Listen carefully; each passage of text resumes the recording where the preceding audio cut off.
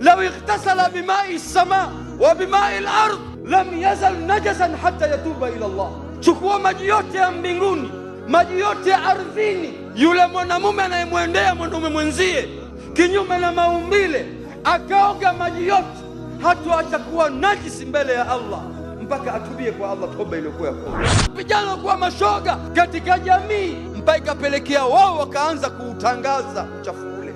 Mabinti wa Kiislamu, mabinti wa Kitanzania wanakwenda kwenye uwanja, wanakesha, wanakuja wanamuziki wote. Asubuhi unaambiwa matoroli ya kondom yanatolewa kule.